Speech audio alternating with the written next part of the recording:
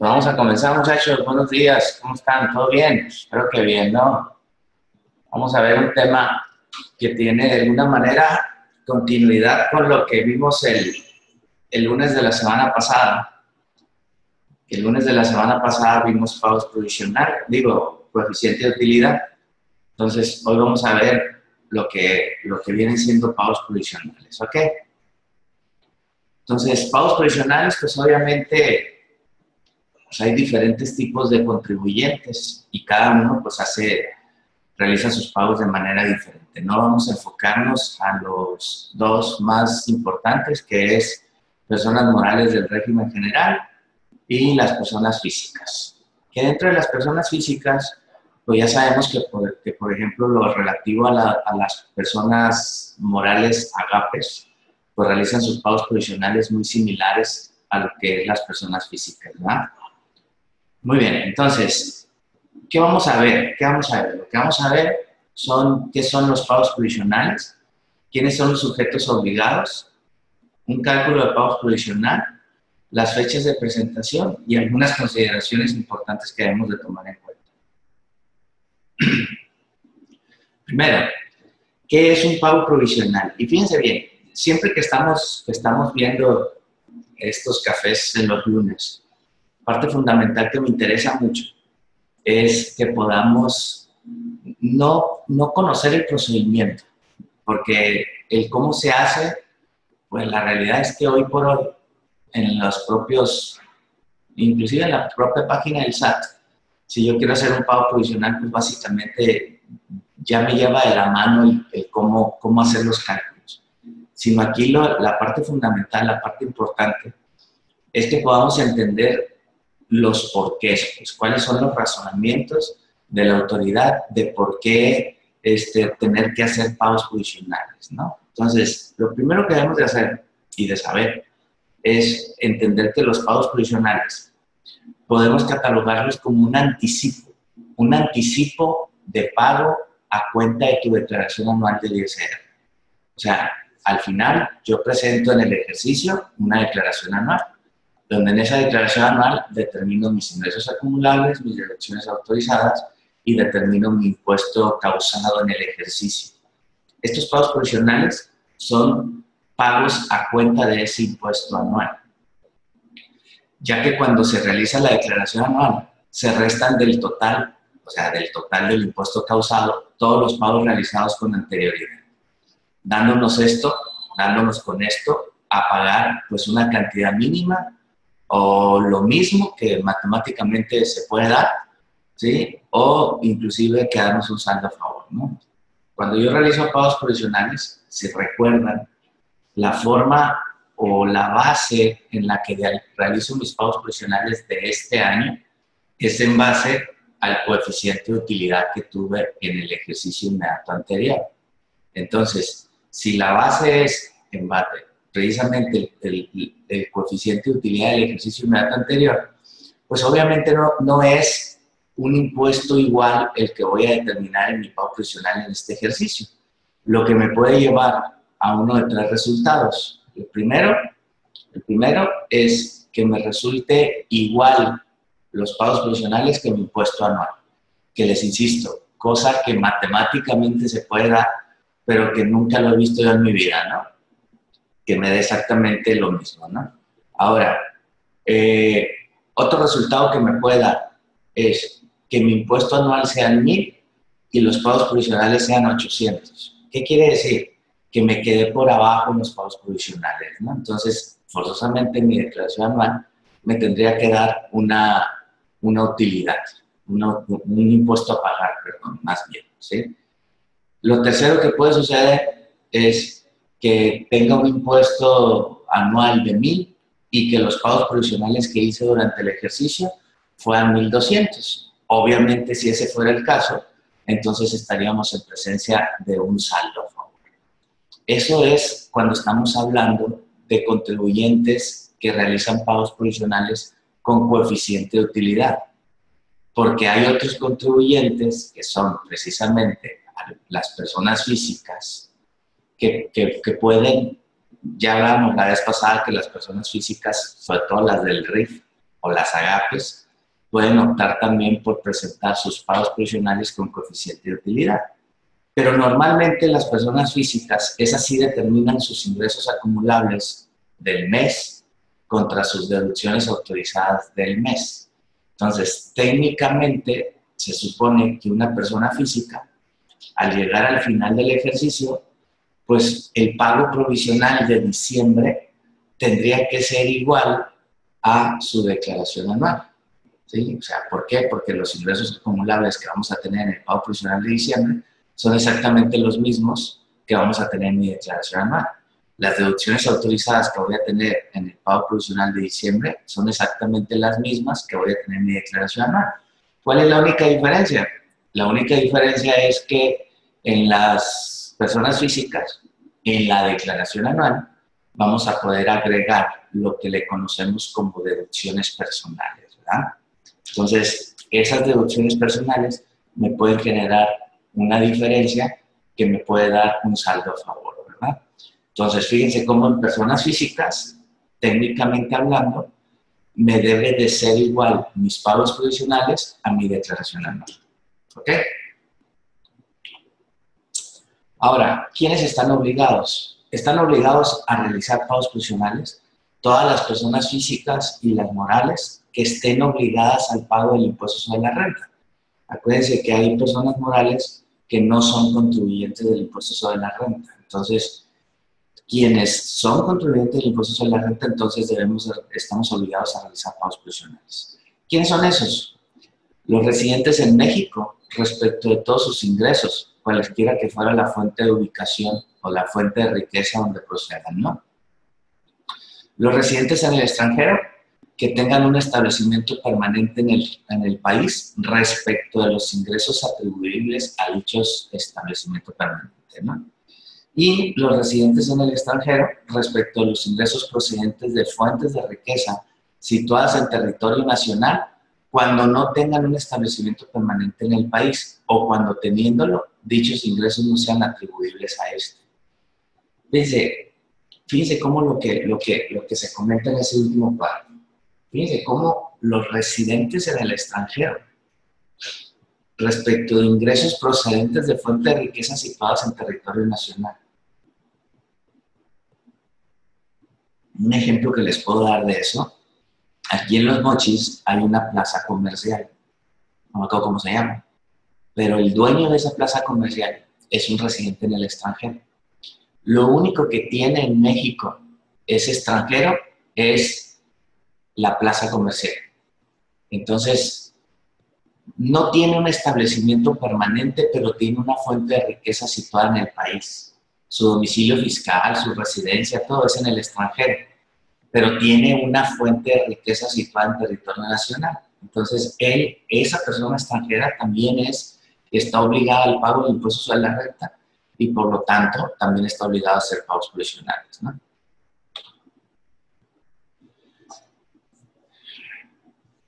Al artículo 9 del código, algo que es importante es que me diga quién se considera residente en territorio nacional. Acuérdense de una gran diferencia entre México y voy a poner el país más cercano que se llama Estados Unidos. Acuérdense la gran diferencia que hay entre estos dos países. En México estoy obligado al pago del impuesto sobre la renta por el hecho de ser residente en el país, ¿sí? Solamente siendo residente en el país es que estoy obligado al pago del impuesto sobre la renta. A veces pongo el ejemplo del Chicharito, ¿no? El Chicharito, ¿dónde vive ahora el Chicharito? En Inglaterra, ¿sí? Sin duda alguna el Chicharito es mexicano, pero como vive en Inglaterra, su residencia en México no existe, ¿sí? No existe, por lo tanto no tiene que pagar impuestos en México. Si el Chicharito fuera gringo, en Estados Unidos se paga el impuesto por dos razones, o por ser ciudadano americano o por ser residente americano, residente fiscal en territorio americano. Fíjense cuál es la diferencia en México, ¿sí? Si el Chicharito fuera gringo, él no es residente fiscal en Estados Unidos, pero sí es ciudadano americano, por lo tanto tiene que pagar impuestos también o declarar el impuesto en Estados Unidos, aunque su fuente de riqueza provenga de Inglaterra, ¿no? Entonces, ¿quiénes se consideran residentes en territorio nacional? Primero, los que hayan establecido su casa habitación en México. Los que hayan establecido su casa habitación en México. Segundo, cuando más del 50% de los ingresos totales que obtenga la persona física en el año de calendario tenga fuente de riqueza en México. Fíjense qué diferencia. Cuando más del 50% de los ingresos totales que obtenga la persona física en un año de calendario tenga fuente de riqueza en México. Cuando en el país tengan el centro principal de sus actividades profesionales. Las de nacionalidad mexicana, que sean funcionarios del Estado o trabajadores del mismo, aun cuando su centro de intereses vitales se encuentre en el extranjero. Todos estos embajadores de México en diferentes países, obviamente su centro de intereses vitales están en el extranjero, allá viven, ¿sí? Pero esos, de cualquier manera, se consideran residentes en territorio nacional. También las personas morales que hayan establecido en México la administración principal del negocio o su sede de dirección efectiva, ¿sí? Todos esos se consideran residentes en territorio nacional. Y vamos viendo también algo que es importante, que es un establecimiento permanente. Hemos venido hablando de quienes están obligados a los pagos provisionales en el impuesto anual y encontramos residentes en el extranjero, encontramos establecimientos permanentes. Entonces, por eso es importante que veamos también la definición del artículo 2 de la Ley del Impuesto sobre la Renta, que nos dice qué es un establecimiento permanente. Y nos dice ese artículo: se considera establecimiento permanente cualquier lugar de negocios en el que se desarrollen parcial o totalmente actividades empresariales o se presten servicios personales independientes. ¿Ok? Entonces, se considera establecimiento permanente cualquier lugar de negocios en el que se desarrollen parcial o totalmente actividades empresariales o se presten servicios personales independientes. Se considera que un residente en el extranjero tiene un establecimiento permanente en el país cuando actúa en el territorio nacional a través de una persona física o moral que sea un agente independiente, si éste no actúa en el marco ordinario de su actividad. O sea, cuando tenemos a un representante del extranjero en México, entonces ese residente en el extranjero se considera también como establecimiento permanente en el país. ¿Ok? Bueno, ahí nos metimos un rato a lo que es residentes en el extranjero y lo que es residentes nacionales y lo que es establecimiento permanente. Ahora bien, otra cosa que es importante, el momento de acumulación de los ingresos. El momento de acumulación de los ingresos ya sabemos que es diferente para una persona moral del régimen general a una persona moral, se hace agape o se hace coordinado, son diferentes. Pero también son diferentes los momentos de acumulación cuando estamos hablando de personas físicas. Y vamos a referirnos aquí a las personas morales del régimen general, ¿ok? Artículo 16 de la Ley del Impuesto sobre la Renta, y me dice, las personas morales residentes en el país, incluida la asociación en participación, acumularán la totalidad de los ingresos en efectivo, en bienes, en servicios, en crédito o de cualquier otro tipo que obtengan en el ejercicio, inclusive los provenientes de sus establecimientos en el extranjero, ¿sí? Fíjense cómo por eso decimos que estas personas morales acumulan al devengado, pues. En cuanto tienen el ingreso, ya tienen la obligación. Acuérdense también que el artículo 17 de la propia Ley del Impuesto sobre la Renta se dice en qué momento se perciben los ingresos. Acá en el 16 hablamos de que van a acumular todos los ingresos, sean en efectivo, en bienes, en servicio, en crédito o de cualquier otro tipo que se obtengan en el ejercicio. Y el 17 nos va a decir las fechas, o sea, en qué momento la ley considera que se perciben los ingresos, ¿no? El artículo 17 nos dice, se considera que los ingresos se obtienen en las fechas que se señalan conforme a lo siguiente. Fíjense bien, tratándose de enajenación de bienes o de prestación de servicios, cuando se dé cualquiera de los siguientes supuestos, lo que ocurra primero, cuando se dé cualquiera de los siguientes supuestos, lo que ocurra primero. 1. Se expida el comprobante fiscal. O sea, por el solo hecho de expedir el comprobante fiscal, yo, persona moral del régimen general, tengo que acumular el ingreso. ¿Ok? Segundo, se envíe o se entregue materialmente el bien o se preste el servicio. No he expedido el comprobante, pero ya entregué la mercancía o ya presté el servicio, ahí tengo que considerar el ingreso como efectivamente percibido. ¿Sí? Y tercero, se cobre o sea exigible total o parcialmente el precio de la contraprestación pactada, aun cuando provengan de anticipos. Acuérdense que es cualquiera de las tres cosas, lo que ocurra primero, ¿sí? Si primero expedí el comprobante, ahí acumulo. En ese momento se considera expedido el servicio, aunque no haya cobrado nada o aunque no haya entregado ningún material o no haya prestado ningún servicio, ¿sí? Ahora, cuando haya entregado el bien o haya prestado el servicio, aun cuando no haya cobrado nada, aun cuando no haya expedido el comprobante.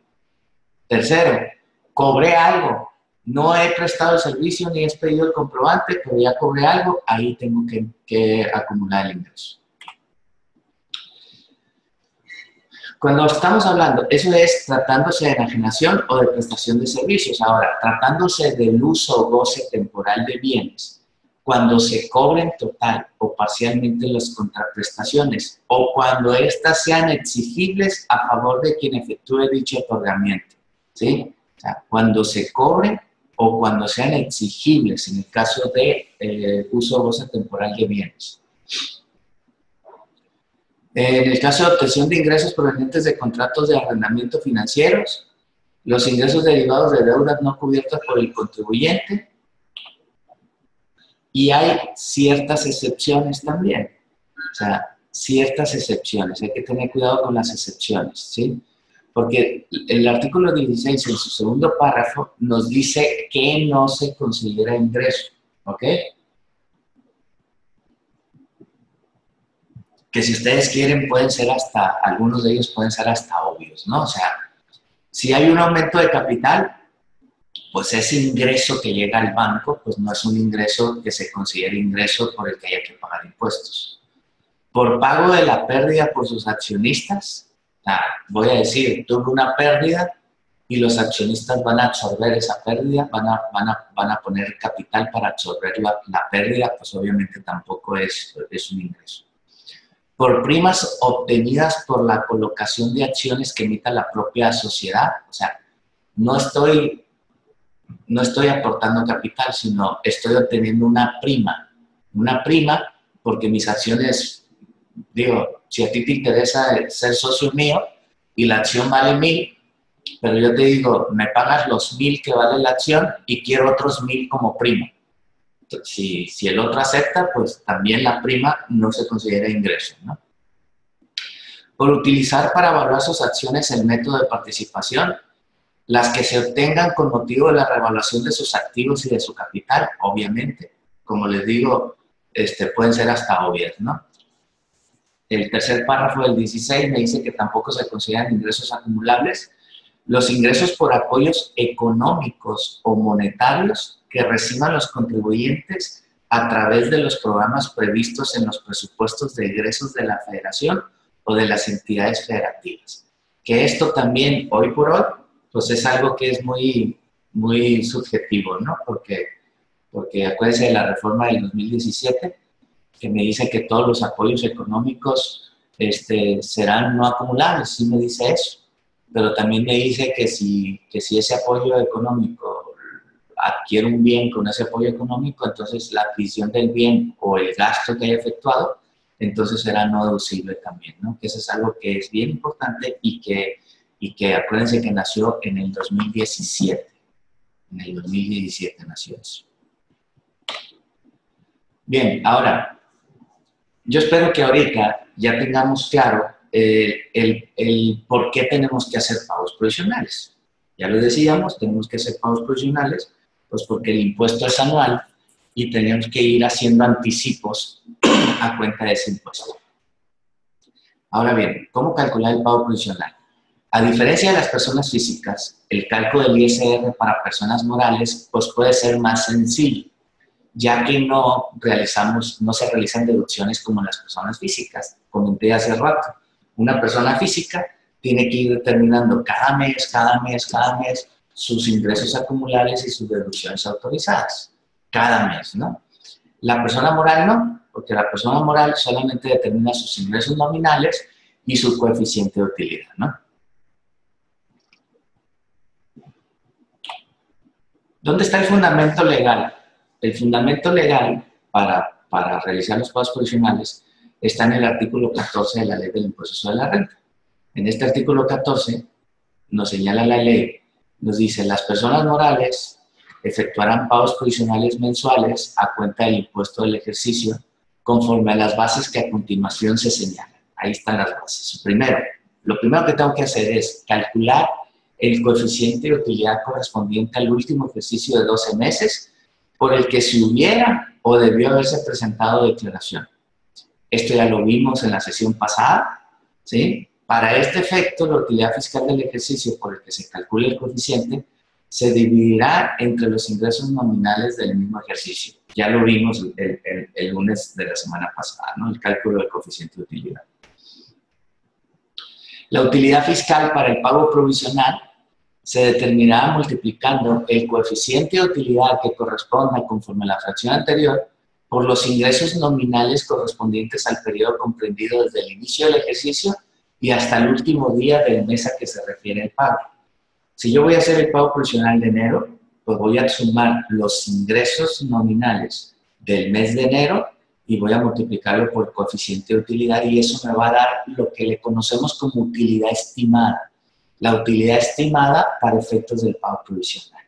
Si yo voy a calcular el pago provisional, voy a inventar de junio, entonces voy a sumar los ingresos nominales desde enero, febrero, marzo, abril, mayo y junio, y a la sumatoria de todos esos ingresos nominales los voy a multiplicar por el coeficiente de utilidad y ese va a ser mi utilidad estimada para el pago provisional de julio. Ahora bien, los pagos provisionales serán las cantidades que resulten de aplicar la tasa establecida en el artículo 9 de la Ley del Impuesto sobre la Renta sobre la utilidad fiscal que se determine en los términos de la fracción que antecede, o sea, sobre la utilidad fiscal estimada. Y obviamente pueden acreditarse contra el impuesto a pagar los pagos provisionales del mismo ejercicio efectuados con anterioridad. Si yo ya pagué algo en enero, algo en febrero, algo en marzo, algo en abril y algo en mayo, pues como acumulo todos los ingresos de enero a junio y luego determino la utilidad estimada de enero a junio, entonces voy a determinar un pago provisional de enero a junio y le voy a restar todos los impuestos de todos los pagos provisionales que haya realizado de enero a mayo. Que me están hablando acá, me desconcentran. Soy hombre, no puedo estar en dos lugares al mismo tiempo acá. Ok, la tasa, artículo 9. ¿Qué me dice el artículo 9? Que las personas morales vamos a calcular el impuesto sobre la renta aplicando al resultado fiscal obtenido en el ejercicio la tasa del 30%. Esa misma tasa del 30% es la que vamos a considerar para los pagos provisionales, ¿no?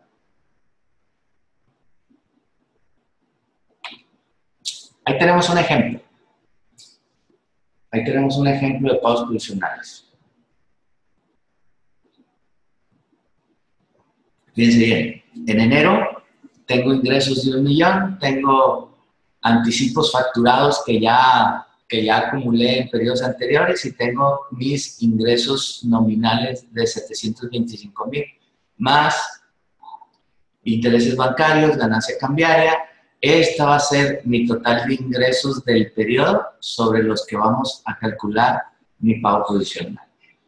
Aquí, por favor, cuando tengan el material, le cambien, por favor, aquí donde estamos viendo, porque no son ingresos acumulables, no son ingresos nominales del periodo, ¿ok? Luego aplico el coeficiente de utilidad, 0112, llego a la base. ¿Esta base cuál es? Es la utilidad estimada, ¿no? La utilidad estimada. En este caso, estamos suponiendo que traemos pérdidas fiscales pendientes de amortizar que sobrepasan la utilidad estimada. Por lo tanto, pues no me queda base, ¿verdad? Tengo base 0, tasa 30%, pues no tengo ISR propio, no tengo pagos provisionales, no tengo nada. Entonces, en enero no voy a tener absolutamente pagos provisionales. Me voy a febrero. En febrero yo ya traía 776.858.21 de ingresos, más los ingresos del periodo, llego a ingresos del periodo de 1.763.000, más los ingresos que ya traía del periodo anterior de enero, llego a mis ingresos nominales acumulados a febrero de 2.539.000, por el coeficiente de utilidad, llego a una utilidad estimada de 28.447. Le resto las pérdidas fiscales pendientes de amortizar y ahora sí tengo una base de impuesto. Mi base de impuesto por la tasa del 30%, llego a mi impuesto de pago provisional de 4.804. No tengo pagos provisionales anteriores, ¿verdad? Porque en enero no hice nada. ¿Sí? No tengo impuesto retenido y mi impuesto a cargo de febrero son 4.804.84, ¿no? O sea, 4.805 de pago provisional. Me voy a marzo. En marzo yo ya traía unos ingresos de 2.539.000, más los ingresos del periodo de 1.123.000, 1.123.000 de marzo, más los 2.539.000 que ya traía de acumulados a febrero, pues voy a tener mis 3.663.758.84, que es los ingresos nominales del periodo acumulados a marzo. Pero fíjense que pasó algo aquí. ¿Se dan cuenta cómo aquí cambió mi coeficiente de utilidad? Esto es normal en todas las empresas, ¿no? ¿Por qué creen que aquí cambió el coeficiente de utilidad? Porque para cuando yo estoy haciendo mi cálculo de marzo, mi pago provisional de marzo, lo estoy haciendo una vez que ya se terminó marzo. Lo estoy haciendo durante el mes de abril, ¿ok? Para esa fecha, yo ya presenté mi declaración anual del ejercicio inmediato anterior y yo ya tengo un nuevo coeficiente de utilidad, que no necesariamente va a ser igual al que ya utilicé en enero y febrero. Acuérdense, aquí si estamos hablando de pagos provisionales del 2017, este coeficiente de utilidad debería de provenir del ejercicio 2015 o anterior. Y este coeficiente de utilidad ya debe de provenir del ejercicio 2016. ¿Ok? Entonces ya tengo mi utilidad estimada, le sigo restando las pérdidas de ejercicios anteriores pendientes de amortizar, nótese que es la misma cantidad, porque así es, o sea, yo traigo ese saldo de pérdidas pendientes de amortizar, se supone que es mi saldo total. Tengo mi utilidad estimada base ya de 39,000 pesos por el 30% de tasa, me queda un impuesto acumulado a marzo de 11,878, le resto lo que ya pagué en el periodo anterior y este va a ser mi pago provisional de marzo. ¿Ok? Vamos a abril. Abril ya es igual, este es el ingreso que yo traía acumulado a marzo, más los ingresos del mes de abril, ya tengo mis ingresos acumulados a abril, sigo utilizando el coeficiente de utilidad nuevo que determiné en el mes inmediato anterior, tengo mi utilidad estimada de 68,650, le resto las pérdidas, tengo mi base por la tasa, tengo mi impuesto acumulado a abril, le resto los pagos provisionales que ya había hecho, en este caso de febrero y de marzo, ¿sí? Y me queda un impuesto de abril, un pago provisional de abril de 4,987.65. ¿Ok? Yo creo que aquí la gráfica es muy elocuente y es muy sencillo, ¿verdad? Ahora bien, eso es personas morales del régimen general. Vamos a las personas físicas, porque las personas físicas también tienen la obligación de realizar pagos provisionales, ¿sí? Nada más de que la obligación de las personas físicas está en el artículo 90 de la Ley del Impuesto de la Renta, que aquí nos dice también que las personas físicas están obligadas al pago del impuesto, ¿sí? Siempre que sean residentes en México, que obtengan ingresos en efectivo, en bienes, en crédito, en servicios o de cualquier otro tipo. Fíjense bien cómo aquí también señala en efectivo, en bienes, en crédito, en servicios o de cualquier otro tipo. También están obligadas al pago del impuesto las personas físicas residentes en el extranjero que realizan actividades empresariales o presten servicios personales independientes en el país a través de un establecimiento permanente por los ingresos atribuibles a este, ¿no? Al establecimiento permanente. El artículo 100 me dice que para efectos del capítulo 2 se consideran actividades empresariales los provenientes de actividades comerciales, industriales, agrícolas, ganaderas, de pesca o silvícolas. Que esto tiene que ver con lo que señala el artículo 16 del Código Fiscal de la Federación. Si nosotros queremos saber qué se considera una actividad comercial, porque ojo, no demos por un hecho que lo que nos imaginamos es, porque hay definiciones, ¿no? En el artículo 16 del Código nos definen claramente qué es una actividad comercial, qué es una actividad industrial, qué es una actividad agrícola, qué es una actividad ganadera, de pesca o de silvícolas. Hace poquito estuvimos en Torreón y por allá nos cuestionaban de que alguien nos cuestionaba, es que yo soy agricultor, ¿sí? Y decía, soy agricultor porque yo compro el producto que siembran otros agricultores, los empaco y lo comercializo. Entonces, tuvimos que irnos a la definición de lo que es agricultura para poder que le quedara claro a esa persona que él no es agricultor. Realiza algunas actividades que señala el Código Fiscal que son agricultura, ¿sí? Pero para poder que sea agricultura tiene que cumplir todos los procesos que señala el artículo 16 del Código, ¿no? Entonces, por eso les digo, no demos por un hecho nuestro sentido común. Hay que irnos a lo que es la ley y a las definiciones. ¿Qué nos dice este mismo artículo 100? En caso de servicio profesional, dice las remuneraciones que deriven de un servicio personal independientes y cuyos ingresos no estén considerados en el capítulo 1 del título 4, o sea, que no esté considerado dentro del capítulo de sueldos y salarios, ¿no? Aquí la clave es independencia, ¿sí? Porque si somos dependientes, entonces somos sueldos y salarios, ¿ok? Además, el artículo 101 considera ingresos acumulables por realización de actividades empresariales o por la prestación de servicios profesionales, todo esto que viene señalado aquí, ¿no? O sea, los voy a listar.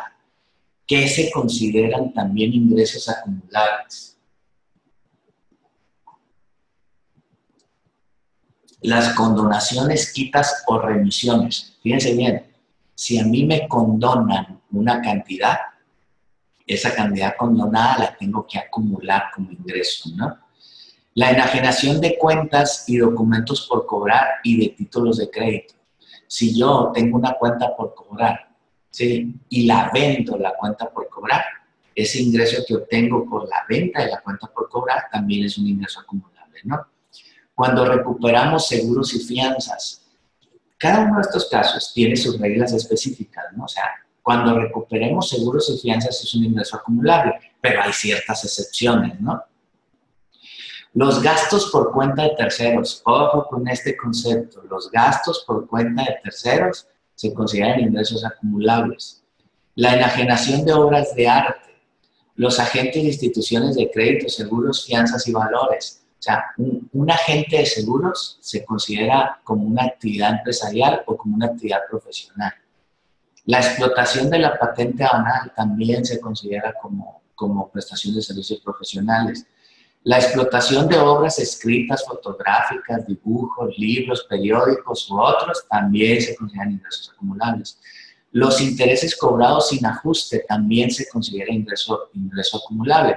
Fíjense cómo dice los intereses cobrados sin ajuste, ¿sí? Cuando hablamos de ajuste, se refiere al ajuste anual por inflación, porque acuérdense que las personas físicas acumulan el ingreso real, ¿sí? O sea, el ingreso fuera de la inflación, después de la inflación. Las devoluciones, descuentos o bonificaciones son ingresos acumulables también, o sea, los que yo hago.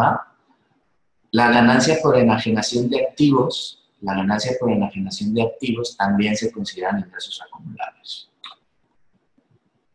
Ahora, el artículo 106 me dice, el pago provisional se determinará restando de la totalidad de los ingresos obtenidos en el periodo comprendido desde el inicio del ejercicio y hasta el último día del mes a que corresponda el pago, las deducciones autorizadas correspondientes al mismo periodo y la PTU pagada en el ejercicio. Y en su caso, las pérdidas fiscales ocurridas en ejercicios anteriores que no se hubieran disminuido. Acuérdense que aquí la parte fundamental de las personas físicas, que también le aplica a los agapes, personas morales, ojo, es que va a ser ingreso, sí, cualquier tipo de ingreso se considera ingreso, pero todos los que ya vimos y todos los que ya listamos, ¿no? Pero se considera ingreso acumulable hasta que lo cobramos, ¿no? Hasta que lo cobramos. Entonces, yo voy a determinar mi pago provisional acumulando todos mis ingresos, o sea, mis ingresos acumulables, los voy a ir sumando en cada mes y le voy a restar todas las deducciones autorizadas de cada mes también. Ahora, ¿qué es importante que consideremos también? ¿Sí? ¿Qué son las deducciones autorizadas? Y eso es muy importante porque de repente tenemos que tener bien claro cuáles son las deducciones autorizadas. Las deducciones autorizadas que pueden realizar las personas físicas son diferentes a las deducciones autorizadas que realizan las personas morales del régimen general. El artículo 103 me dice cuáles son las deducciones autorizadas. Y ojo aquí, porque fíjense lo que nos dice. Dice, las personas físicas que tengan ingresos por actividades empresariales o servicios profesionales podrán efectuar las deducciones siguientes. Este podrán es de donde nace aquello que decimos, las deducciones autorizadas son opcionales. Son opcionales. Quiere decir que yo como persona física, si quiero las deduzco y si no, no las deduzco. Entonces, obviamente, se supone que debemos de optar por deducirlas todas, ¿no? Pero bueno, a veces por conveniencia no deducimos algo, ¿no? ¿Cuáles son esas deducciones autorizadas? Primero, las devoluciones que se reciban o los descuentos o bonificaciones que se hagan. Las adquisiciones de mercancías, que normalmente las conocemos como las compras. Los gastos, las inversiones. Acuérdense, las inversiones en términos de la ley del impuesto sobre la renta, o sea, todo lo que es adquisición de activos fijos y terrenos. Los intereses pagados derivados de la actividad empresarial o servicio profesional. Fíjense cómo la ley claramente me diferencia los intereses de los gastos, ¿eh? Lo mismo pasa con las cuotas patronales pagadas al INSS, me las diferencia de los gastos, ¿sí? Y los impuestos locales también me los diferencia de los gastos, ¿ok? También el artículo 105 me habla de los requisitos de las deducciones, ¿sí? Los requisitos de las deducciones son fundamentales y básicos, es que estén efectivamente erogadas y pagadas, ¿no? Que sean estrictamente indispensables. En el caso de inversiones, pues en el caso de inversiones, de acuerdo a los métodos de deducción de las inversiones, que puede ser vía de depreciación, o hay algunos casos que pueden ser de deducción acelerada o inclusive deducción al 100%. Que solamente se deduzcan una vez. En caso de primas de seguros y fianzas, pues que estén pagadas también, ¿no? Y aunque las amortice contablemente las primas o fianzas, las debo de deducir en el momento en que se pagan. Si son pagos en plazos, tiene sus reglas específicas, ¿no?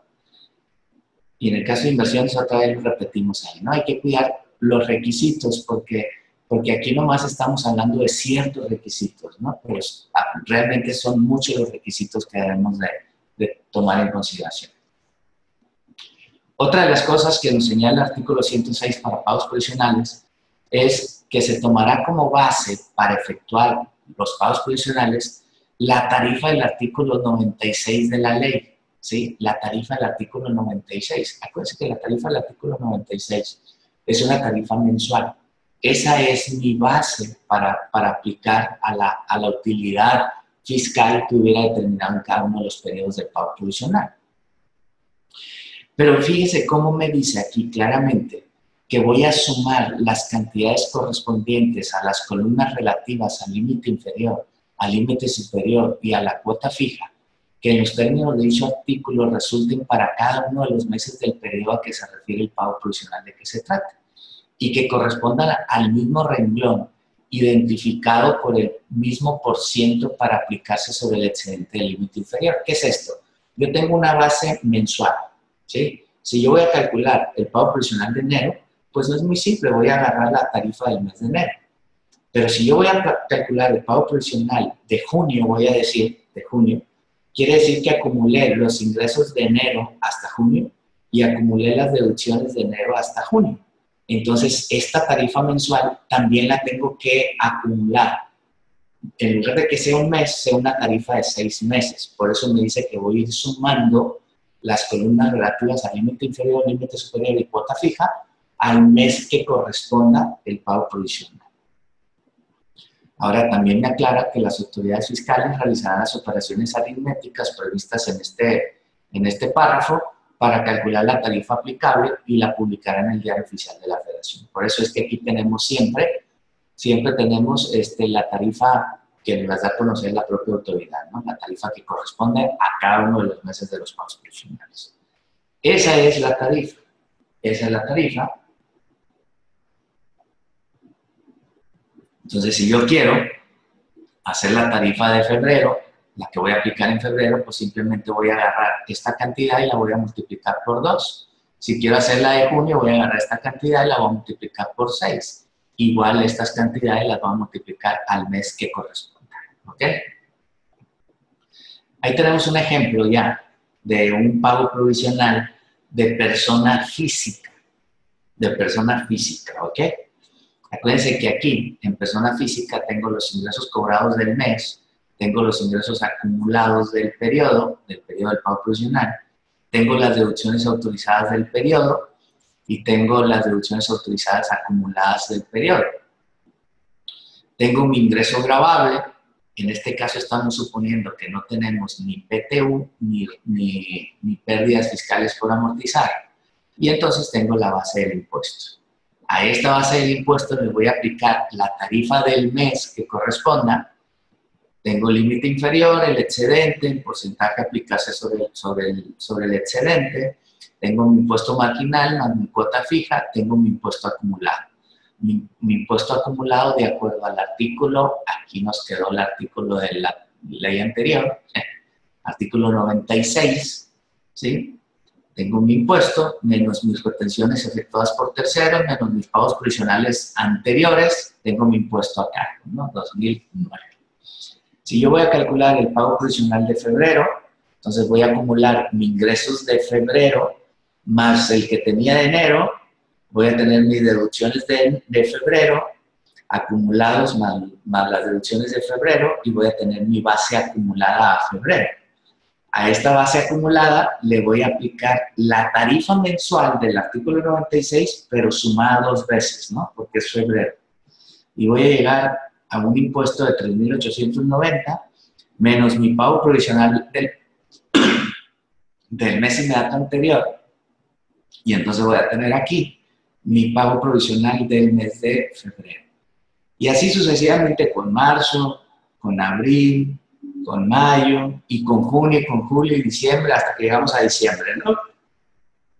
Nótese que si este fuera mi pago provisional de diciembre, entonces voy a tener mis ingresos acumulables de enero a diciembre y voy a tener mis deducciones autorizadas de enero a diciembre, que es exactamente lo mismo que voy a presentar en mi declaración anual, ¿verdad?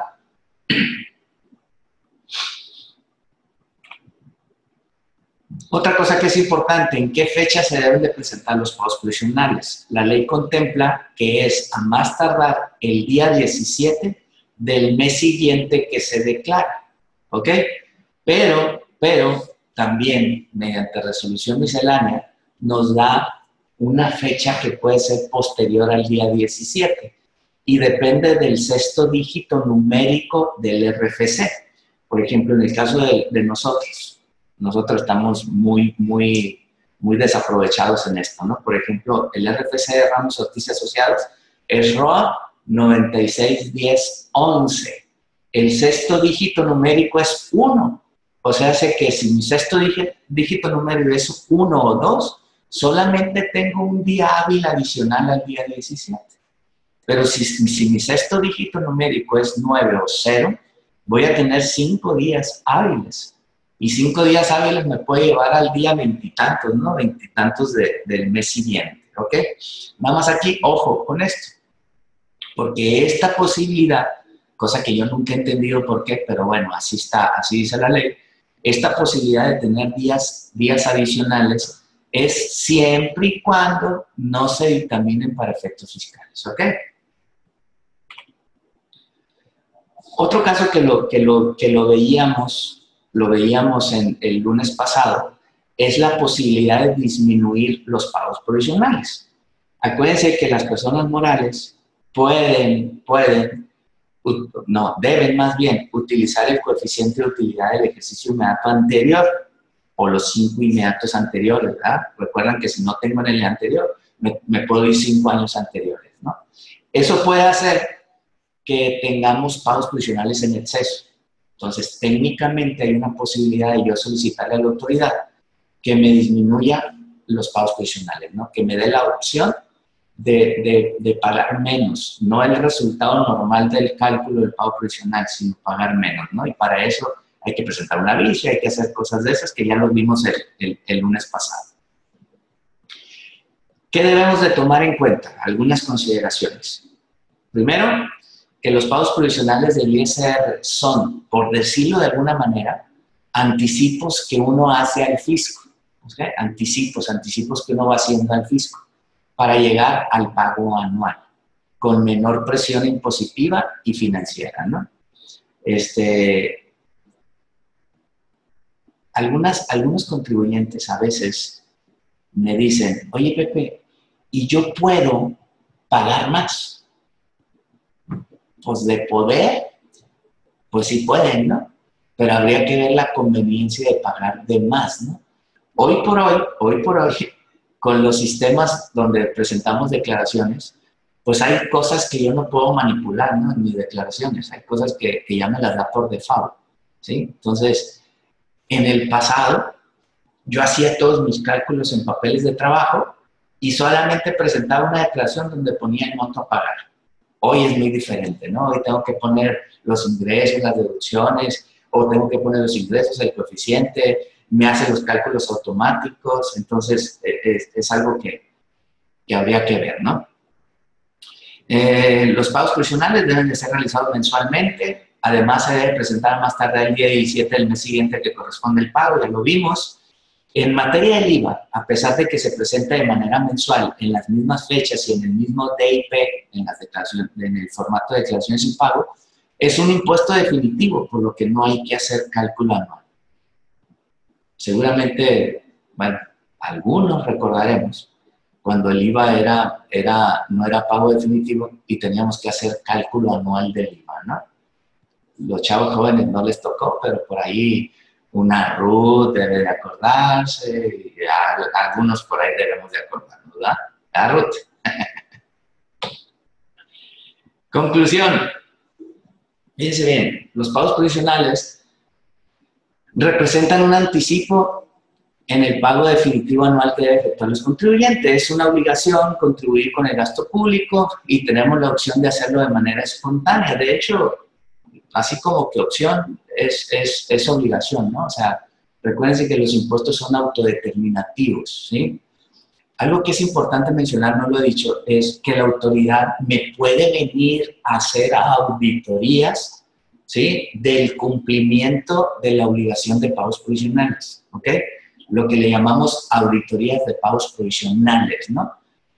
Regularmente, lo más común es que la autoridad me revise ejercicios completos y me revise el cumplimiento del pago del ejercicio completo, pero también me puede revisar el cumplimiento de pagos provisionales. ¿Qué pasa si la autoridad me revisa o me emite una auditoría de pagos provisionales? La autoridad me revisa el cumplimiento de esos pagos y en caso de que no haya cumplido de manera correcta, me puede fincar la determinación del impuesto con actualización, con recargos y con multas, ¿ok? A veces lo que hacemos es que nos llevamos la revisión a que brinque el ejercicio. Y en cuanto brinca el ejercicio, le presento la declaración anual y entonces técnicamente ya no tendría por qué hacer los pagos provisionales. Pero lo que regularmente hace la autoridad es que me cobra, no el impuesto del pago provisional, pero me cobra lo que le llaman ellos financiamiento, ¿no? El financiamiento, o sea, ya no tengo por qué pagar el impuesto anual, digo, el pago provisional porque ya presenté mi impuesto anual. Pero como tenía la obligación de hacer un pago provisional, me cobra la actualización, los recargos y en su caso multas sobre esos montos que no pagué, ¿no? Entonces decíamos que los impuestos son autodeterminativos, entonces son espontáneos, nosotros mismos los determinamos. El camino para determinarlos es el mismo cada mes e incluso, ya lo decías, los sistemas electrónicos del SAT ya hacen los cálculos de manera automática. Es importante conocer el mecanismo y el fundamento de aplicación. Y más importante es entender los porqués, ¿no? Que es lo que siempre les he dicho, ¿no? Si nosotros perfeccionamos la herramienta, bueno, si el SAT perfecciona la herramienta, o sea, la herramienta de DIP se ha venido perfeccionando y muchas de esas perfeccionadas que le da la autoridad es por los reclamos de los propios contribuyentes, ¿no? Porque hay cosas que el sistema DIP no contempla, ¿sí? Entonces le tenemos que estar diciendo que lo mueva o cómo le hacemos, ¿no? Entonces resulta importante conocer cómo debemos de aplicar los cálculos, pero sobre todo saber optimizarlos en pro de los recursos financieros, ¿no? Hay maneras y hay formas de poder decir cómo optimizo la erogación de los pagos provisionales para poder que no me conlleve a un desembolso importante, ¿no? Entonces es importante que conozcamos muy bien. ¿Ok? Con esto creo que terminamos. Saludos.